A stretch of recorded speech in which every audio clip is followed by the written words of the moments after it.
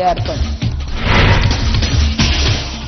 बालाघाट में अधिकार नहीं मिलने पर पटेल संघ आक्रोशित, ग्रामीण पटेल कल्याण संघ ने आयोजित की बैठक। बालाघाट में नल जल योजना पर टंकी निर्माण का कार्य प्रारंभ।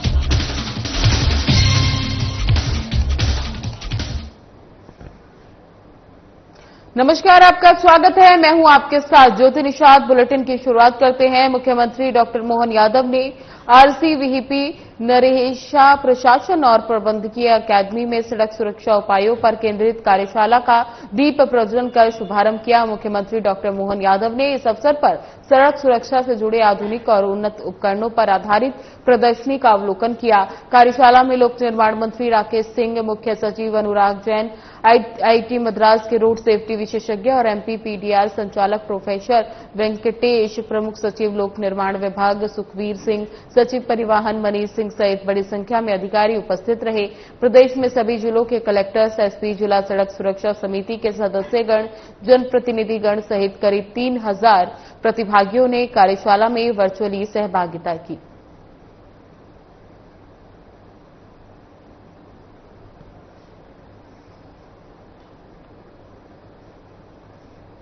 राजधानी भोपाल में आज उस समय राजनीतिक सरगर्मी बढ़ गई जब प्रदेश कांग्रेस अध्यक्ष जीतू पटवारी अचानक किसानों के साथ केंद्रीय कृषि मंत्री शिवराज सिंह चौहान के बंगले की ओर कूच कर गए। पटवारी खुद कंधे पर गेहूं की बोरी उठाए थे और उनके साथ बड़ी संख्या में किसान और कांग्रेस नेता मौजूद थे।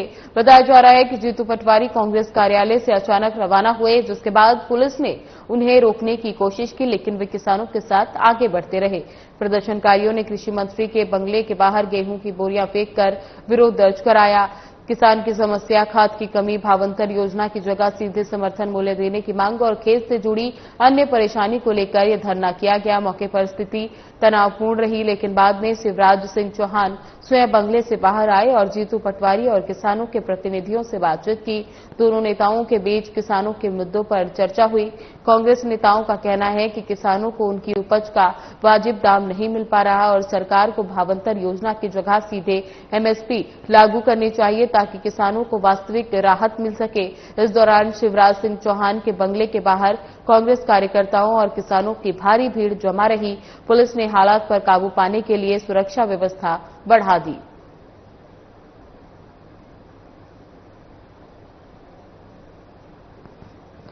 आपको बता दें, राजधानी भोपाल में आज उस वक्त राजनीतिक सरगर्मी बढ़ गई जब प्रदेश कांग्रेस अध्यक्ष जीतू पटवारी अचानक किसानों के साथ केंद्रीय कृषि मंत्री शिवराज सिंह चौहान के बंगले की ओर कूच कर गए।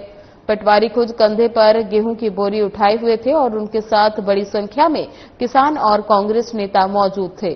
बताया जा रहा है कि जीतू पटवारी कांग्रेस कार्यालय से अचानक रवाना हुए, जिसके बाद पुलिस ने उन्हें रोकने की कोशिश की, लेकिन वे किसानों के साथ आगे बढ़ते रहे। प्रदर्शनकारियों ने कृषि मंत्री के बंगले के बाहर गेहूं की बोरियां फेंककर विरोध दर्ज कराया। ये प्रदर्शन किसानों की समस्याओं, खाद की कमी, भावांतर योजना की जगह सीधे समर्थन मूल्य देने की मांग और खेतों से जुड़ी अन्य परेशानियों को लेकर किया गया। मौके पर स्थिति तनावपूर्ण रही, लेकिन बाद में शिवराज सिंह चौहान स्वयं बंगले से बाहर आए और जीतू पटवारी और किसानों के प्रतिनिधियों से बातचीत की।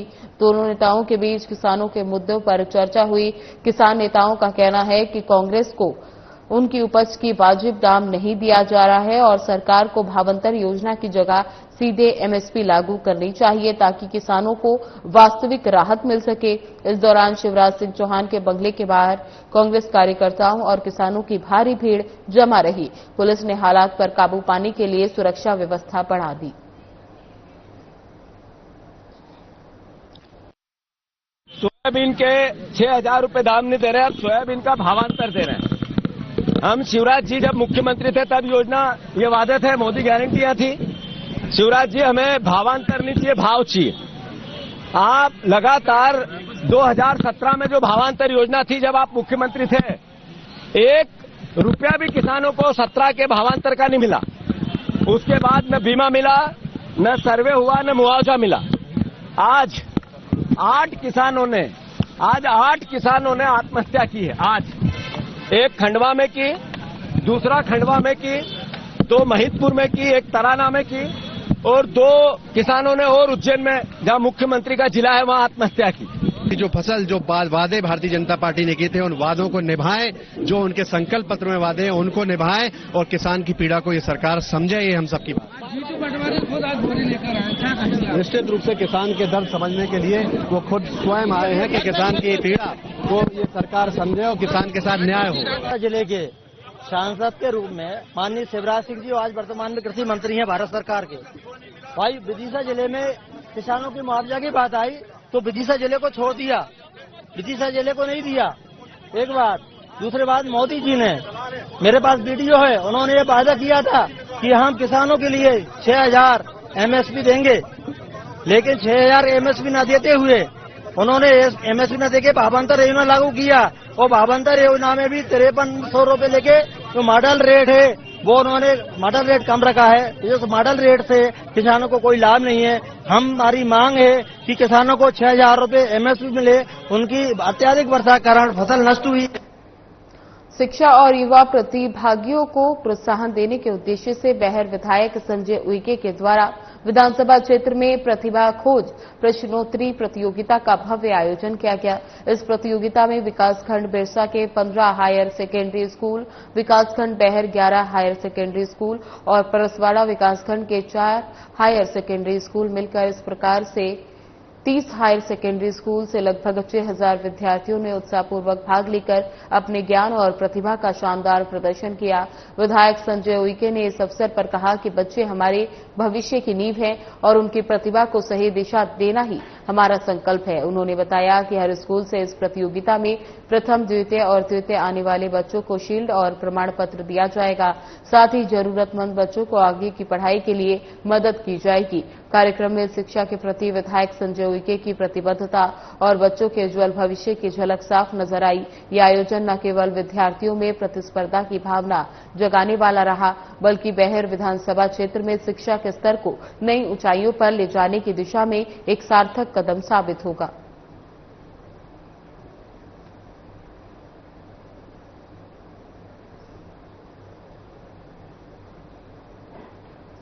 थाना टीटी नगर पुलिस द्वारा किया गया बड़ा वाहन चोरी का खुलासा। आरोपियों से घटना में प्रयुक्त वाहन सहित भोपाल के विभिन्न स्थानों से चोरी की गई कुल 10 दोपहिया वाहन जब्त की। दोपहिया वाहनों की कुल मशरूका लगभग 18 लाख रुपए का है। मामले की जानकारी देते हुए एसीपी अंकित खतनकर ने बताया कि लगातार टीटी नगर थाना क्षेत्र में वाहन चोरी की शिकायतें आ रही थी। इसी के किसी से चलते टीटी नगर पुलिस द्वारा टीम गठित कर वाहन चोरी के खिलाफ मुहिम चलाई गई। मुखबिर तंत्र और सीसीटीवी फुटेज के आधार पर पुलिस द्वारा 2 संदिग्ध युवक स्पोर्ट बाइक पर घूमते नजर आए। तत्काल पुलिस द्वारा आरोपियों की शिनाख्त कर आरोपियों को गिरफ्तार कर लिया गया।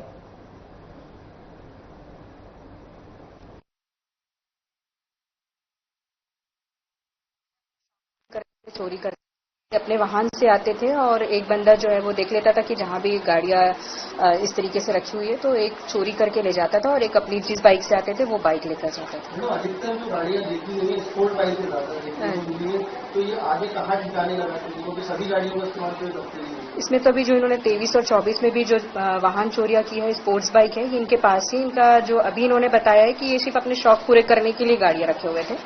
बाकी अभी और इनसे पूछताछ की जाएगी। उज्जैन में एयरपोर्ट खुलने से पहले ही शहर में बीएसएफ का बड़ा कार्गो प्लेन आ गया है। ये प्लेन स्क्रैप का काम करने वाले उज्जैन के 2 भाइयों ने बीएसएफ की टेंडर प्रक्रिया से खरीदा है। इस प्लेन में 5 रूम का कॉटेज बनाया जाएगा जिसमें लोग रुक भी सकेंगे। Anita village farm stay Shankarpur Ujjain के कुशवाहा बंधु स्क्रैप का काम करते हैं। दोनों ने दिल्ली में हुई टेंडर प्रक्रिया में बीएसएफ से करीब 40 लाख रुपए में एवरो वीटी एवी प्लेन खरीदा है। 55 लोगों की सिटिंग व्यवस्था वाला ये प्लेन 15 फीट ऊंचा, 70 फीट लंबा, 100 फीट चौड़ा और 20 टन भारी है। वीरेंद्र कुशवाहा ने बताया कि स्क्रैप के काम के लिए कई बार सेना के सामान खरीदना, लेकिन ये पहली बार है जब इतना बड़ा प्लेन लेकर आए हैं।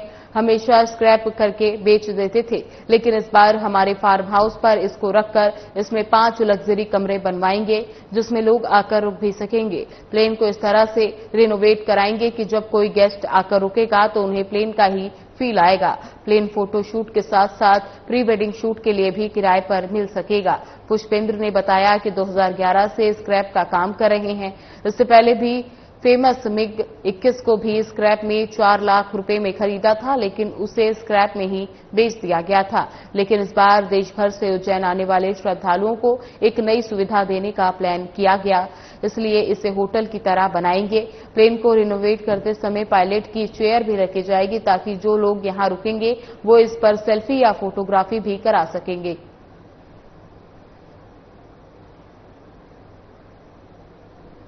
दिल्ली एयरपोर्ट से खरीदा बीएसएफ से। मैंने और मेरे ब्रदर ने दोनों इन्होंने मिलके, छोटा वाला भाई पुष्पेंद्र कुशवाहा, मैं वीरेंद्र कुशवाहा, मैंने इसको 40 लाख रुपए में परचेस करा है। करीब 5.5 लाख रुपए ट्रांसपोर्टेशन का खर्चा दिया है। यहाँ पर मैं 2007 से स्क्रैप का ही काम कर रहा हूँ। तो हमने स्क्रैप में इसको लिया है और इसमें हम रूम बनाने की प्लानिंग है, और अगर नहीं होता है तो कोई खरीदता है तो मैं उसको बेच भी दूंगा। मेरा एक अनंता विलेज स्टे फार्म के नाम से फार्म स्टे है, तो वहां पर मैं इसको रख के इसमें रूम और कॉटेज डिजाइन करवाऊंगा। कितने सीटर है, कौन सा प्लान है? 55 सीटर है ये AVRO VT है। ये 2009 तक रनिंग में था, उसके बाद इसको डिसमेंटल कर दिया गया BSF की तरफ से।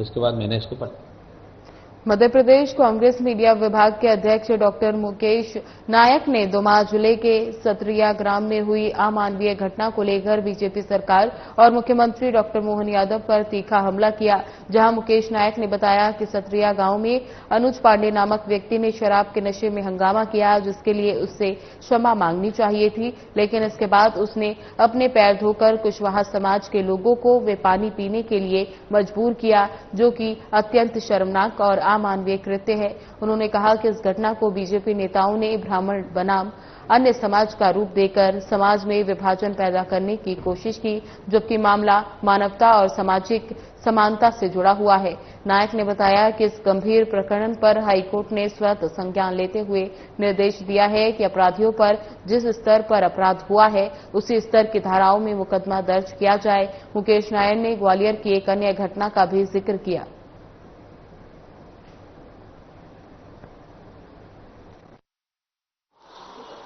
दमोह में एक विशेष प्रकार की घटना हुई है और उच्च न्यायालय ने इस पर स्वतः संज्ञान लिया है और कहा है कि इस घटना से संबंधित जो अपराधी हैं उन पर गंभीर आपराधिक प्रकरण दर्ज किए जाए और जिस स्तर का ये अपराध है उस स्तर का मुकदमा उनके ऊपर दर्ज किया जाए। मैं बात कर रहा हूं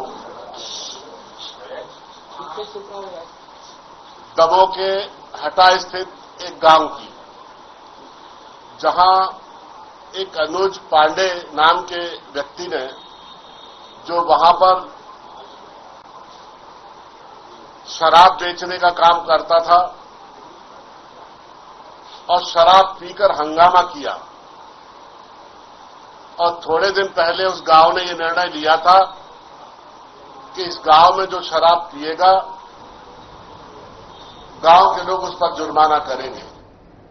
आज के दिन बाबा साहेब अम्बेडकर ने अपने 5 लाख से अधिक अनुयायियों के साथ नागपुर की दीक्षा भूमि में बौद्ध धर्म की दीक्षा ग्रहण की थी, जिससे इस दिन को सभी अम्बेडकर अनुयायी धम्मचक्र परिवर्तन दिवस के रूप में मनाते हैं। इस दिन विशेष को याद करते हुए बौद्ध अनुयायियों ने जिला मुख्यालय सहित अन्य तहसील ग्रामीण अंचलों में धम्मचक्र परिवर्तन दिवस मनाया, जहां विभिन्न कार्यक्रमों के आयोजन किए गए, जिसकी एक झलक नगर में भी देखने को मिली, जहां बौद्ध अनुयायियों ने अम्बेडकर चौक पहुंचकर सर्वप्रथम बाबा साहेब अम्बेडकर को नमन कर प्रतिमा पर माल्यार्पण किया। वहीं मोमबत्ती जलाकर इस दिन को याद करते हुए शीश वंदना की, तो वहीं उन्होंने बाबा साहेब की शान में अमर रहे के गगनचुंबी नारे लगाए, जिसके उपरांत भंते की प्रमुख उपस्थिति में बाबा साहेब की प्रतिज्ञाओं का वचन किया गया, जहां उपस्थित जनों ने भी उन प्रतिज्ञाओं को दोहराते हुए उन प्रतिज्ञाओं को अमले में लाने की शपथ ग्रहण की। वहीं वक्ताओं ने प्रकाश डालते हुए बाबा साहेब अम्बेडकर के बताए हुए मार्ग पर चलने का संकल्प लिया।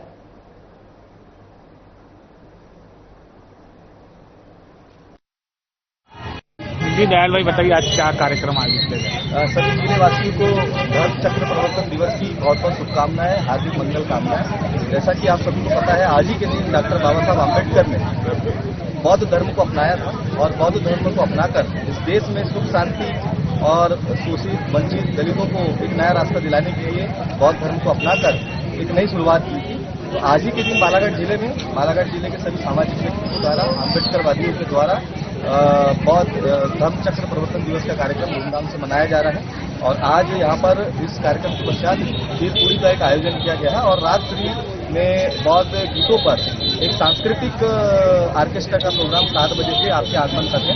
मैं समस्त जिलेवासियों से निवेदन करूंगा इस कार्यक्रम में सम्मिलित होकर इस कार्यक्रम को सफल बनाने का आग्रह करें। वर्षों उपेक्षा का दंश झेल रहे ग्रामीण पटेल कल्याण संघ प्रदेश सरकार से खासा नाराज हैं, जिन्होंने ग्रामीण पटेलों के अधिकार समाप्त करने और उन्हें मानदेय सहित अन्य सेवाओं से मुक्त कराने पर अपनी नाराजगी जताते हुए प्रदेश सरकार पर वादाखिलाफी का आरोप लगाया। जिन्होंने अपनी विभिन्न मांगों को लेकर ग्रामीण पटेल कल्याण संघ के बैनर तले नगर के बस स्टैंड स्थित धर्मशाला में एक बैठक का आयोजन कर महाराष्ट्र, छत्तीसगढ़, हरियाणा सहित देश के अन्य राज्यों की तर्ज पर मध्य प्रदेश में भी पटेलों को उनके अधिकार देने, पटेलों को पूर्व में दिया गया मान सम्मान वापस दिलाने और पटेलों के महत्व को बरकरार रखते हुए उनकी समस्त मांगे जल्द से जल्द पूरी किए जाने की गुहार लगाई। जिन्होंने वर्षों से लंबित अपनी विभिन्न मांगों को दोहराते हुए बैठक के बाद कलेक्टर कार्यालय में ज्ञापन सौंपा और मांग पूरी न होने पर आंदोलन करने की चेतावनी दी।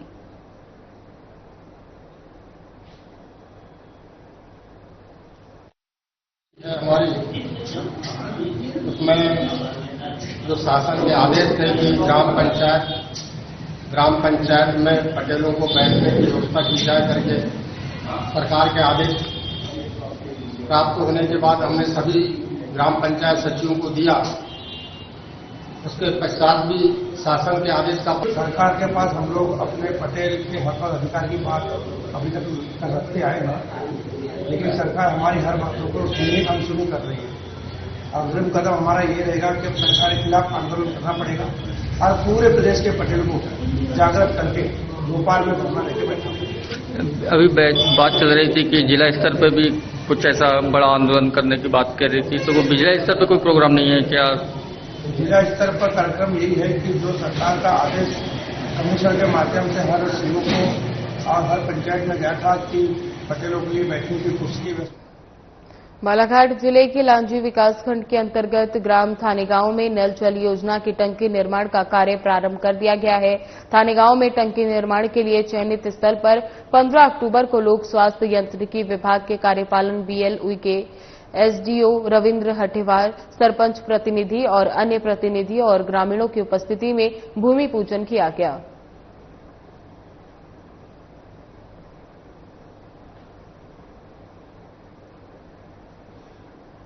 यासीन मछली और उसके चाचा शावर मछली, जो कि ड्रग्स मामले में जेल में बंद हैं, उनसे जुड़े फाइनेंशियल ट्रांजैक्शन की जानकारी के चलते उनके परिवार के 8 लोगों को नोटिस देकर क्राइम ब्रांच ने बुलाया था।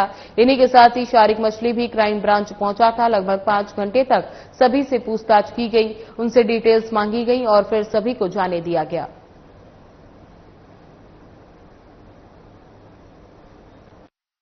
वित्तीय अनुसंधान भी किया जाता है, तो वो वित्तीय अनुसंधान किया जा रहा है, जिसके संबंध में कुछ लोगों को नोटिस देकर बुलाया गया है। चूंकि वित्तीय अनुसंधान अभी पूर्ण नहीं हुआ है, उसके संबंध में हमें कुछ और जानकारी चाहिए, विवेचना अभी जारी है। इस संबंध में नोटिस देकर कुछ लोगों को पूछताछ के लिए बुलाया गया। सर, अकाउंट की बात सामने आ रही है, कोई ट्रांजेक्शन का मामला है? ये अभी मैंने जैसा आपको कहा कि वित्तीय अनुसंधान अपूर्ण है, मामला न्यायालय में भी विचाराधीन। न्यायालय के निर्देश के हिसाब से भी हम लोग काम कर रहे हैं, जैसा हमको निर्देश मिलता है। तो चूंकि इसमें कुछ अपूर्ण है अभी वित्तीय अनुसंधान, तो उसी संबंध में नोटिस दिया गया है, जानकारी ली जा रही है और अभी जैसे जानकारी आगे आएगी उसके हिसाब से फिर आगे कौन कौन को बुलाया था सर? जो परिजन है मंडला में अवैध शराब तस्करी के खिलाफ पुलिस ने कार्रवाई की, जिसमें मंडला जिले के 2 थाना क्षेत्र के पुलिस की बड़ी कार्रवाई में अवैध शराब बरामद की गई। बता दें कि हृदयनगर चौकी अंतर्गत अंग्रेजी शराब को एक ट्रैक्टर ट्रॉली में मिट्टी में दबाकर रखा गया था, जिसे हृदयनगर चौकी द्वारा कार्रवाई कर जब्त किया गया। वहीं पुलिस ने एक घर में दबिश देकर अवैध शराब की पेटियां जब्त की, जिसमें आरोपी राहुल उइके ने बताया कि शराब को बेचने के लिए उसने बुलाया था। हृदयनगर पुलिस ने कार्रवाई कर ट्रॉली को चौकी अभिरक्षा में लाया है।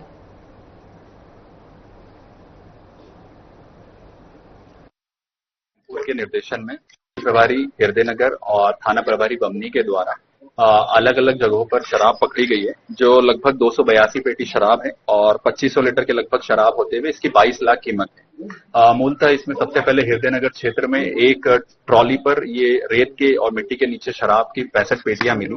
जो व्यक्ति वहां पे राहुल उइके गिरफ्तार हुआ, उसके द्वारा तलैया टोला कोतवाली क्षेत्र के बाद चटवा मार गए और वहां से उसने 60 पेटियां और जब्त करवाई। तो हृदयनगर के केस में लगभग 125 पेटियां जब्त हुई है, जो लगभग 10 लाख की है।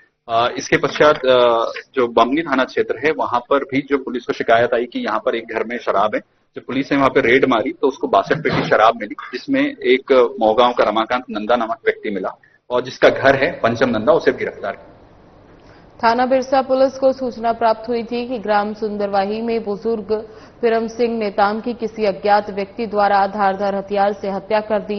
सूचना मिलने पर पुलिस ने घटनास्थल का निरीक्षण किया और मामले का खुलासा करते हुए आरोपी को गिरफ्तार कर लिया।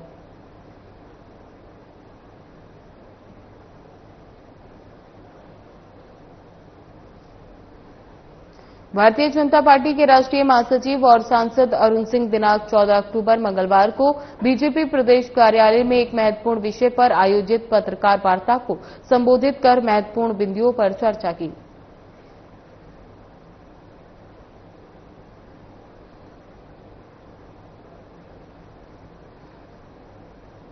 आत्मनिर्भर भारत संकल्प अभियान अंतर्गत दक्षिण पश्चिम विधानसभा सम्मेलन मुख्यमंत्री डॉक्टर मोहन यादव, बीजेपी राष्ट्रीय महासचिव अरुण सिंह, बीजेपी प्रदेश अध्यक्ष हेमंत खंडेलवाल की गरिमामयी उपस्थिति में संपन्न हुआ।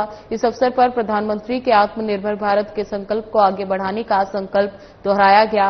आत्मनिर्भर भारत अभियान न केवल एक नारा है, बल्कि ये भारत की आर्थिक, सामाजिक और तकनीकी स्वतंत्रता की दिशा में एक महत्वपूर्ण कदम है। इस अवसर पर बीजेपी प्रदेश महामंत्री और दक्षिण पश्चिमी विधानसभा के लोकप्रिय विधायक भगवान दास सबनानी, प्रदेश महामंत्री रणवीर सिंह रावत, संभाग प्रभारी महापौर मालती राय, बीजेपी प्रदेश उपाध्यक्ष सीमा सिंह सहित प्रबुद्धजन और गणमान्य नागरिक उपस्थित रहे।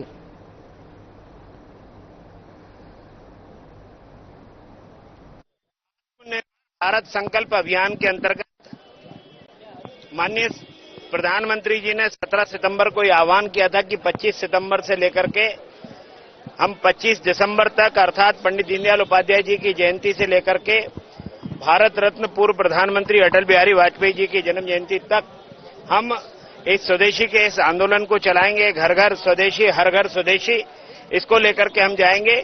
यहीं का हम बना हुआ उत्पादन उसको उपयोग में लाएं। हम आग्रह करें जो स्वदेशी सामान है उसको खरीदें और व्यापारियों से आग्रह करें कि वो स्वदेशी सामान को बेचें। आज भारत दुनिया में चौथी अर्थव्यवस्था है। माननीय प्रधानमंत्री जी ने कहा है कि अगले 2 से 3 साल में हम तीसरी अर्थव्यवस्था होंगे और जब देश की आजादी का 100वां वर्ष होगा तब हम दुनिया का नंबर 1 का देश बने, नंबर 1 का देश बने। इसके लिए हमको अपने पैरों पर खड़ा होना पड़ेगा। स्वदेशी के आग्रह को उन्होंने बार बार हम सबके सामने रखा है। इसलिए त्योहार के सीजन में भी लगातार हम कौन सा सामान जो यहाँ का उत्पादन हो, made in India, make in India, इस पर माननीय प्रधानमंत्री जी का आग्रह। आज दक्षिण पश्चिम विधानसभा क्षेत्र के कार्यकर्ताओं के बीच में माननीय मुख्यमंत्री डॉक्टर मोहन यादव जी और मध्य प्रदेश के इस कार्यक्रम में हमारे राष्ट्रीय संयोजक और राष्ट्रीय महामंत्री सांसद आदरणीय अरुण सिंह जी, प्रदेश अध्यक्ष आदरणीय हेमंत खंडेलवाल जी, सांसद श्री आलोक शर्मा जी सहित तमाम नेता और यहाँ व्यापारी संगठनों के साथ ही प्रोफेशनल्स, चाहे वकील हो, चाहे डॉक्टर्स हो, चाहे अन्य श्रेणी के विभिन्न समाजों के मुखिया हो, आज के इस कार्यक्रम में आकर के वो संकल्प लेकर के गए। माननीय अरुण सिंह जी ने हम सबको संकल्प दिलाया है कि हम स्वदेशी सामान इस्तेमाल करेंगे और स्वदेशी सामान का ही हमारा आग्रह होगा तो निश्चित रूप से भारत मजबूत होकर के विकसित भारत बन सकेगा। मैं आज के इस कार्यक्रम में पधारे सभी साथियों का अभिनंदन। बिरसा विकासखंड के ग्राम डाबरी में मलेरिया से 2 बच्चों की मृत्यु होने की सूचना प्राप्त होते ही कलेक्टर मृणाल मीणा ने इसे संज्ञान में लेते हुए मुख्य चिकित्सक और स्वास्थ्य अधिकारी डॉक्टर परेश उपलब को स्वास्थ्य पर पहुंचकर वास्तु स्थिति देखने और पीड़ित मरीजों के उपचार की समुचित व्यवस्था करने के निर्देश दिए। मुख्य चिकित्सा और स्वास्थ्य अधिकारी डॉक्टर परेश उपलब 14 अक्टूबर को अपनी पूरी टीम के साथ ग्राम डाबरी पहुंचे थे। उन्होंने बताया कि ग्राम डाबरी के 10 वर्षीय बालक प्रवीण मनोज मिरावी की 13 अक्टूबर की सुबह 9 बजे मृत्यु हुई थी। इस बच्चे को मलेरिया था और उसे मलेरिया की दवाएं दी जा रही थी और वह स्वस्थ हो गया था। 12 अक्टूबर को रात में अचानक उसका स्वास्थ्य खराब हुआ और उसे तेज बुखार आया था। 5 वर्षीय बालिका आयुषी धनीराम तिलगाम लतारी आंगनवाड़ी केंद्र में अध्यय उन्नत थी। दोनों मृत बच्चों की रात्रि में तबियत गड़बड़ होने पर उनके परिजन उन्हें झाड़ फूंक कराने के लिए पंडा पुजारी के पास लेकर गए थे। गांव के पंडा द्वारा बच्चों को कुछ दवाएं दी गई जिससे उनका शरीर पीला पड़ गया और उनकी मृत्यु हो गई।